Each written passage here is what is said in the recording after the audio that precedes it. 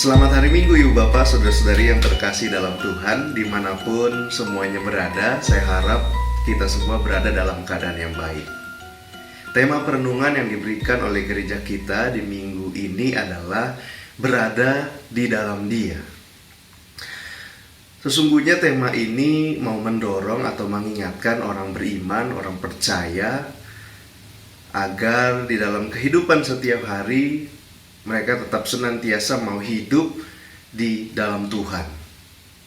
Nah, kenapa hidup di dalam Tuhan menjadi suatu pedoman yang sangat penting? Hal ini dikarenakan apa yang tampak, apa yang kelihatan di dalam kehidupan ini semua boleh ada hanya oleh karena anugerah Tuhan. Pada level pemahaman iman kita, anugerah Tuhan merupakan sebuah hadiah terindah yang dilayakkan, yang Tuhan berikan bagi orang percaya, yang tidak hanya patut untuk disyukuri, tetapi juga perlu dirawat dan dijaga.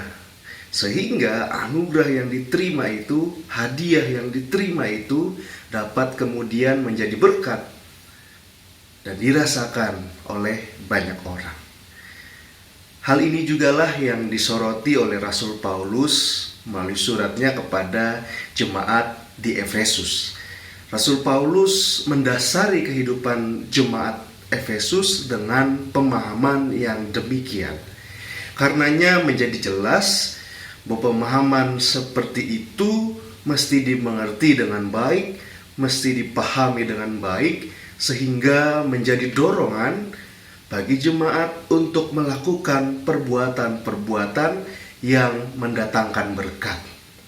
Maksud dan tujuan Rasul Paulus menulis suratnya ini dapat kita temukan pada ayatnya yang ke-15 sampai dengan 17 di pasal 1 yang menjadi perikop pembacaan kita kali ini. Rasul Paulus menuliskan surat ini dalam ketekunannya, dalam doanya, dalam kerinduannya agar jemaat Efesus bertumbuh dalam iman, bertumbuh dalam kasih dan hikmat yang berasal dari Tuhan. Rasul Paulus sungguh-sungguh menginginkan agar kehidupan jemaat Efesus mendatangkan berkat sehingga mereka layak di hadapan Tuhan dan layak untuk disebut sebagai anak-anak Tuhan. Oleh sebab itu di surat ini secara khusus Rasul Paulus memperlihatkan di dalam perikop pembacaan kita sebuah upaya untuk menguatkan iman dan dasar rohani jemaat dengan menyatakan bahwa anugerah Tuhan yang telah mereka terima itu nyata melalui penebusan Kristus dan kuasa penyertaan Roh Kudus. Kita bisa lihat di pasalnya yang ke-1 ayat 3 sampai 14 yang menjadi perikop pembacaan kita kali ini.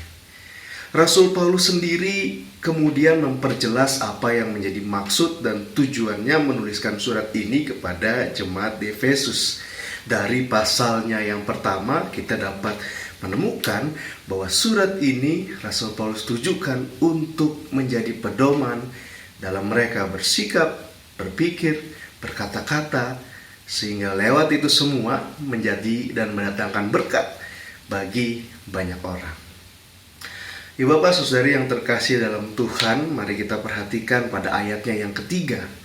Di situ dalam pembacaan kita Rasul Paulus menyatakan, "Terpujilah Allah dan Bapa Tuhan kita Yesus Kristus, yang dalam Kristus telah mengaruniakan kepada kita segala berkat rohani di dalam sorga." Berkat rohani yang Rasul Paulus maksud di sini adalah anugerah.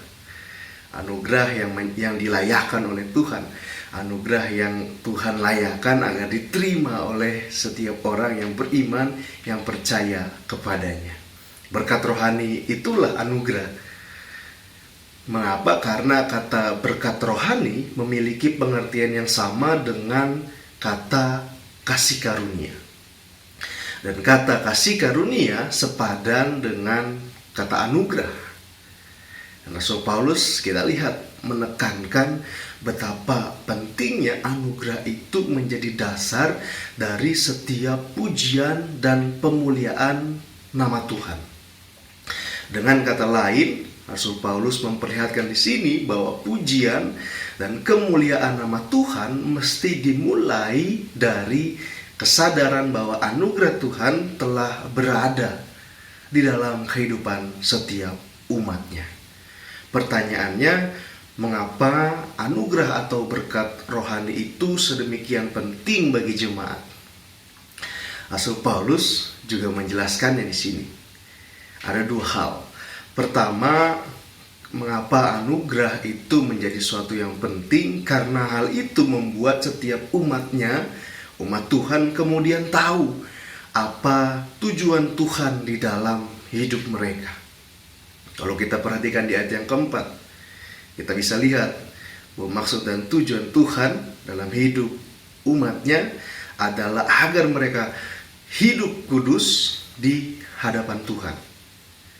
Hidup kudus berarti berbeda dengan orang-orang yang tidak hidup di dalam Tuhan. Jelas, karena menjadi percaya berarti dipercaya secara khusus untuk menjadi anak-anaknya. Status anak-anak Tuhan menjadi pembedaan yang paling jelas dengan orang-orang yang tidak hidup di dalam Tuhan.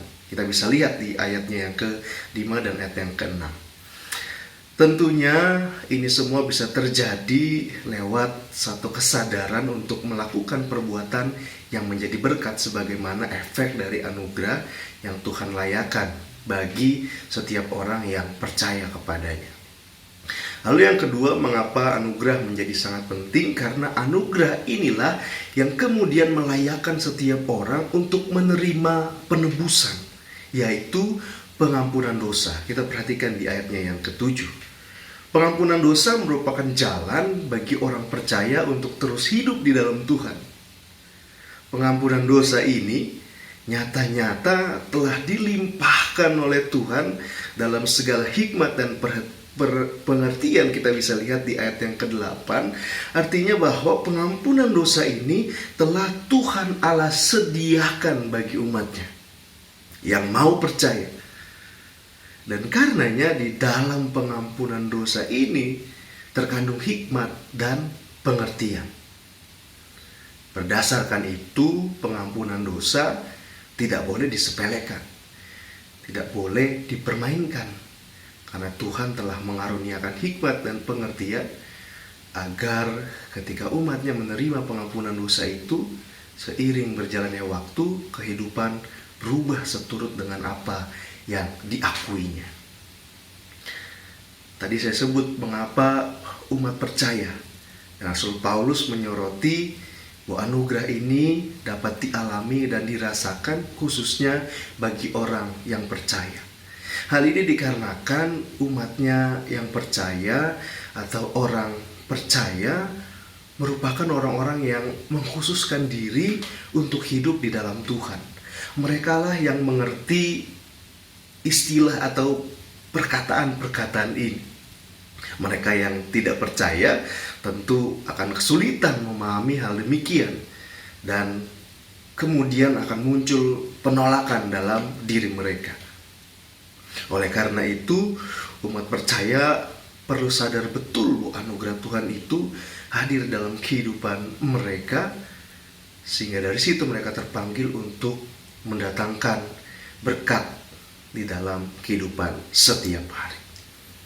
Nah, cara Tuhan Allah mengampuni sebetulnya sangat nyata dan dekat, yakni melalui penebusannya di dalam pengorbanan Kristus yang dari semula telah ditetapkannya. Kita bisa lihat di ayat 9 sampai ayatnya yang ke-10, dan melalui kuasanya di dalam Roh Kudus sebagai tanda langgengnya anugerah yang Tuhan sediakan itu. Kita bisa lihat di ayat yang ke-11 sampai ayat yang ke-14.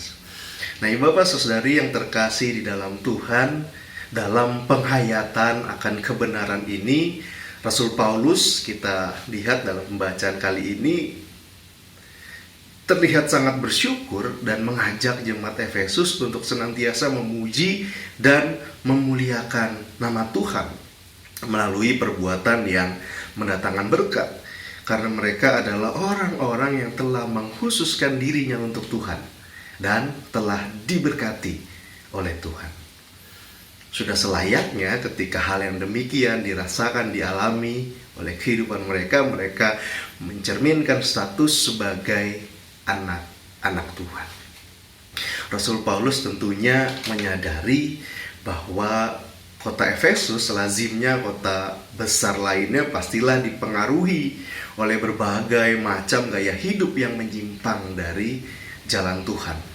Pengaruh itu pun dapat juga mengubah orientasi jemaat dalam beriman. Oleh karena itulah Rasul Paulus mendasari terlebih dahulu orientasi keseharian hidup umat Tuhan, bahwa setiap orang percaya yang hidup hanya oleh karena anugerah Tuhan dan yang hidupnya telah ditebus oleh Tuhan, mau menjadikan itu sebagai bentuk di mana karya Tuhan dinyatakan lewat keberadaan mereka masing-masing.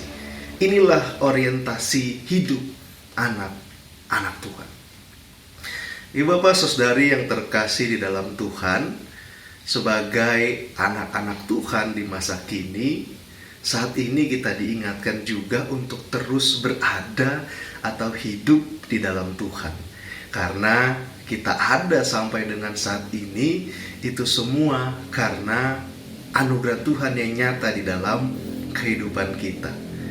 Hidup di dalam Dia atau hidup di dalam Tuhan dan hidup karena anugerahnya berarti secara sadar kita mau memberikan waktu yang khusus untuk datang kepadanya, memiliki waktu yang khusus untuk menjalin hubungan pribadi dengan Tuhan.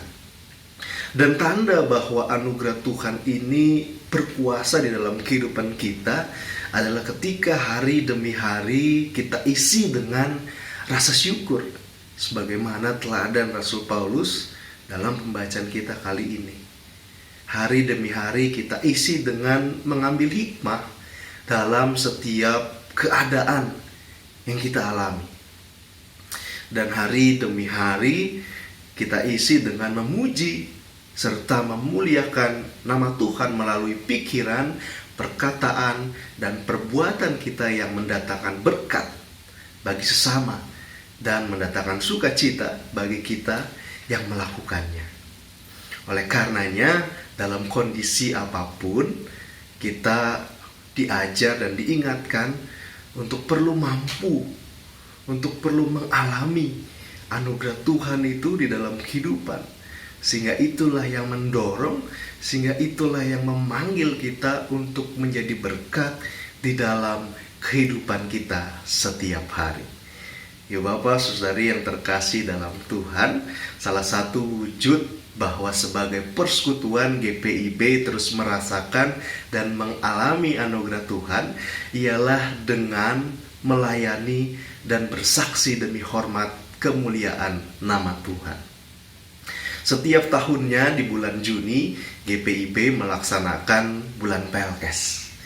Bulan Pelkes adalah pemantik kesadaran warga jemaat untuk senantiasa mau melayani, untuk senantiasa mau bersaksi demi hormat dan kemuliaan nama Tuhan di tengah-tengah kehidupan setiap hari. Mempercepat pemandirian pos-pos Pelkes adalah salah satu fokus dari bulan Pelkes ini. Akan tetapi khususnya di masa-masa seperti sekarang ini dan berefleksi dari kehidupan kita setiap hari, mari kita isi bulan pelayanan dan kesaksian ini di tengah-tengah kehidupan kita bersama dengan keluarga, agar melalui keluarga kita nama Tuhan semakin dipuji dan dipermuliakan. Tuhan memberkati kita semua. Amin.